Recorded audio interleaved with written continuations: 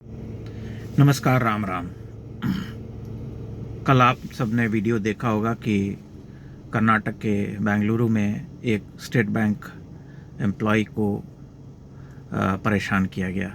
वह video viral हो गया था, जिसमें यह दिख रहा है कि एक महिला के साथ कोई एक व्यक्ति, जिसकी छवि नहीं दिखाई दे रही है, उसे कह रहा है कि ज़बरदस्ती कि तुम्हें, आपको जो भी है कन्नड़ बोलना पड़ेगा। यह कर्नाटका है और यहाँ कन्नड़ ही बोली जाएगी। वह महिला मुखर होकर के विरोध कर रही है और अंततः यह हुआ कि ये मामला इतना बढ़ गया कि इसका राजनीतिकरण हुआ और कहा गया कि उस महिला को बर्खास्त कर दिया जाना चाहिए। स्टेट बैंक ऑफ इंडिया के प्रबंधन ने उस महिला को बर्खास्त तो नहीं किया, लेकिन तत्काल प्रभाव से उसका ट्रांसफ़र कर दिया गया। यानी वह महिला, अगर वह 1 महीना 2 महीना या 1-1.5 वर्ष पहले बेंगलुरु आई होगी तो उसे जो है ट्रांसफ़र करके ले करके जाना पड़ा होगा, सिर्फ इसलिए क्योंकि वह कन्नड़ नहीं बोल पाती है। मेरा बहुत साधारण सा प्रश्न है, क्या कर्नाटक में जो आईटी इंडस्ट्री है, वहाँ पर जो लाखों लोग काम करते हैं, क्या वे सब कन्नड़ बोलते हैं? क्या उन्हें कन्नड़ बोलने के लिए बाध्य किया जाता है? नहीं किया जाता है। इसलिए नहीं किया जाता है कि आईटी इंडस्ट्री जो है बहुत बड़ी रिवेन्यू जो है जनरेट करती है, वह सरकार को प्राप्त होता है। अगर आईटी इंडस्ट्री में भी इसी तरह लोगों को हरास किया जाने लगा, जहाँ की 60, 70, 80% लोग हिंदी भाषी या अन्य भाषी हैं जो कन्नड़ भाषी नहीं हैं, तो क्या स्थिति होगी?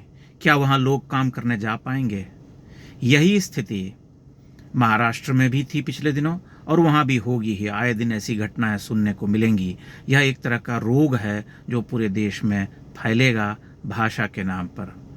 यानी अगर कोई बैंक में काम करता है तो वह बैंक में काम करने के अतिरिक्त उसे 4, 5, 6 भाषाएं भी सीखनी होंगी, क्योंकि हर बैंक में काम करने वाले व्यक्ति को 3 वर्ष के बाद ट्रांसफ़र लेकर के कहीं और जाना पड़ता है। आज वह कर्नाटक में काम कर रही थी महिला, हो सकता है कल उसे तमिलनाडु में ट्रांसफ़र मिल जाए तो उसे तमिल सीखना चाहिए। फिर वह आंध्रा और तेलंगाना चली जाएगी तो उसे तेलुगु सीखना होगा। फिर वह कहीं केरल में जाएगी तो उसे मलयालम सीखना होगा, और फिर वह वहाँ से अगर वह महाराष्ट्र चली गई तो उसे मराठी सीखना पड़ेगा। यानी बैंक का एम्प्लॉय अब बहुभाषाविद होगा, मल्टीलिंग्विस्ट होगा। बिना उसे भाषा का जानकार हुए बैंक में काम करना उसके लिए संभव नहीं होगा। यह कितना दुर्भाग्यपूर्ण है। पिछले दिनों भी मैंने इस विषय पर बोला था, तब बहुत 2-3 मराठी लोगों ने मेरे साथ अभद्रता की थी यूट्यूब पर आकर के, और कहा था कि इतनी अकड़ है तो अपने ही प्रदेश में क्यों नहीं काम करते हो। मैं उन सब से पूछना चाहता हूँ कि क्या महाराष्ट्र के लोग अन्य प्रांतों में काम करने नहीं जाते हैं? क्या दक्षिण भारत के लोग उत्तर में काम नहीं करते हैं? क्या इस तरह की कोई घटना कभी उत्तर में सामने आई है? बहुत साधारण सी बात है कि हिंदी एक संपर्क भाषा है। इस देश में सबसे अधिक बोली जाने वाली, पढ़ी जाने वाली, लिखी जाने वाली भाषा है और उस भाषा का सम्मान होना चाहिए। अगर कोई हिंदी में अपने आपसे संपर्क करता है तो आप क्यों विरोध करते हैं? क्या आप ज़बरदस्ती उसके ऊपर कन्नड़ थोप करके उसे कन्नड़ सिखा देंगे? इस तरह से कोई किसी भाषा को नहीं सिखा सकता, यह संभव नहीं है। यह बहुत साधारण सी बात है जिसे इन प्रांत वालों को समझना चाहिए। यह एक तरह का मनोरोग है। महाराष्ट्र में हिंदी फिल्म इंडस्ट्री है, हिंदी फिल्म इंडस्ट्री को हटा दिया जाना चाहिए उस हिसाब से, तो क्योंकि वह तो हिंदी है। महाराष्ट्र तो मराठियों की है, वह मराठी भाषा चलती है, तो फिर हिंदी फिल्म इंडस्ट्री का क्या काम है? लेकिन वह फिल्म इंडस्ट्री नहीं हटाई जाएगी, क्योंकि फिल्म इंडस्ट्री के रहने से महाराष्ट्र को बहुत रेवेन्यू मिलता है और एक प्राइड भी है, गर्व का अनुभव होता है कि फिल्म नगरी है मुंबई, माया नगरी है। मुंबई वाले भी उससे अपने आप को जोड़ करके देखते हैं, भले ही अपने आप को कितना ही उनके भीतर श्रेष्ठता बोध हो अपनी संस्कृति, अपनी भाषा और अपने कला जगत को लेकर के। लेकिन आज अगर मुंबई की फिल्म इंडस्ट्री पूरी तरह से उखड़ जाए वहाँ से, तो क्या होगा? क्या इसकी कल्पना की जा सकती है? हिंदी किसी के ऊपर थोपी नहीं जा रही है, बहुत सरल और साधारण सी बात है, और यह समझना चाहिए लोगों को कि यह एक संपर्क भाषा है। इसे थोपे जाने का कोई प्रश्न नहीं है। आप हिंदी अगर 2 पंक्ति बोल लेंगे तो इससे आपका व्यक्तित्व घट नहीं जाएगा। मैं अन्य भाषा को सीखे जाने का विरोधी नहीं हूँ, मैं कहता हूँ कि लोगों को सीखना चाहिए। लेकिन किसी बैंक एम्प्लॉय को या किसी ऐसे व्यक्ति को जो कि नौकरी कर रहा है, सरकारी नौकरी कर रहा है, तो उसे जबरदस्ती उस प्रांत की भाषा बोलने के लिए विवश करना क्या तर्कसंगत है, क्या न्याय संगत है? क्या इस तरह का चलन जो है इस देश में बढ़ना चाहिए? आप ठंडे मन से सोच करके जवाब दीजिए।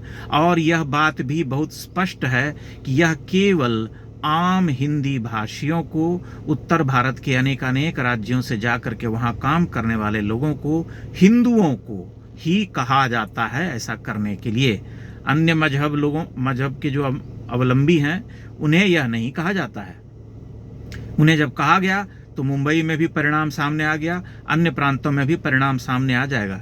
इसलिए वे जानते हैं किसे टारगेट करना है, उनके निशाने पर कौन होते हैं। उनके निशाने पर केवल वे हिंदी भाषी होते हैं जिनके मन में इस तरह का कोई रूढ़ विचार नहीं होता है कि उन्हें उनकी ही भाषा बोलने के लिए बाध्य किया जाए। यह चलन ठीक नहीं है।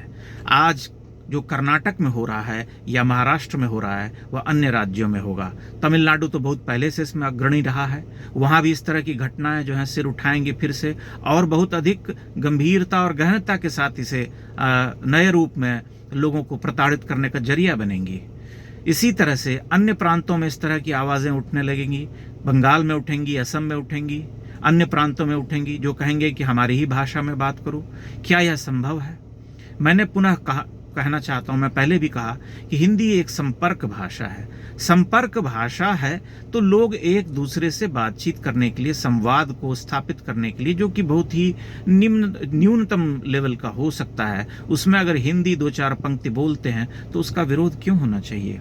अगर कोई स्वतः किसी अन्य प्रांत की भाषा सीख लेता है तो उसका स्वागत होना चाहिए, लेकिन जबरदस्ती किसी को थोपना या उसके सिर पर सवार हो जाना ठीक बात नहीं है। एक बैंक एम्प्लॉई अपने जीवन में अगर 5 बार या 6 बार या 10 बार ट्रांसफर पाता है तो क्या उसे 10 राज्यों में जाते हुए 10 भाषाएं सीखनी चाहिए? वह बैंक का एम्प्लॉई है या बहुभाषाविद है, मल्टीलिंग्विस्ट है? यह सोचने वाली बात है। इस पर सरकार को गंभीरता से विचार करना चाहिए। इसे जिस तरह का राजनीतिक रंग दिया गया या दिया जा रहा है वह ठीक नहीं है। और आश्चर्य की बात यह है कि बीजेपी के जो फायर ब्रांड सांसद है, जिनकी बड़ी प्रशंसा होती है, तेजस्वी सूर्या, उन्होंने भी सिद्धारमैया सरकार के सुर में सुर मिलाया है और एक तरह से वही कहा है जो सिद्धारमैया सरकार ने कहा है। यह ठीक बात नहीं है, ऐसा नहीं होना चाहिए।